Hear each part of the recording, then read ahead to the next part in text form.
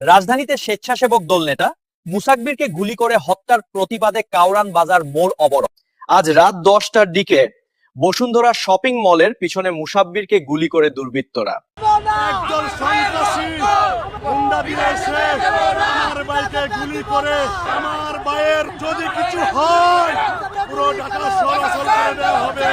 আগামী 24 ঘন্টার মধ্যে আমার ভাইয়ের গুলি বর্ষণকারীকে গ্রেপ্তার করতে হবে। আমার ভাইয়ের রক্ত আমার ভাই ঢাকা মহানগর উত্তর স্বেচ্ছাসেবক দলের সাবেক স্বেচ্ছাসেবক দলের সবল সাধারণ সম্পাদক ও তেজগাঁও 26 নং ওয়ার্ডের জনতার কাউন্সিলর আজিজুর রহমান মুসাব্বির ভাই আনুমানিক 8:30টার পরে স্টেট থেকে বের হয়ে আহসানুল্লাহ ইউনিভার্সিটির সামনে যখন গেছেন তখন একদল সন্ত্রাসী হুন্ডা দিয়ে এসে আমার ভাইকে গুলি করে আহত করে। আমার ভাইয়ের অবস্থা খুবই খারাপ। আমি ইউনূস সরকারকে অনুরোধ করব আমার ভাইয়ের যদি কিছু হয় পুরো ঢাকা চলাচল করে দেওয়া হবে।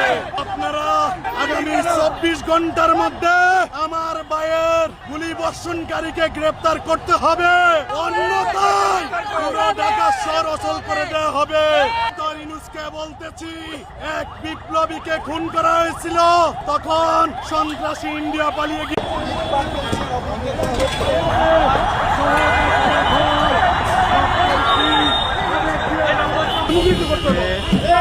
আমার ভাইয়ের রক্ত পিতা যেতে পারেন না।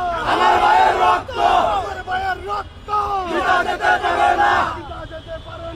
আমার ভাইয়ের রক্ত আমার ভাইয়ের রক্ত পিতা যেতে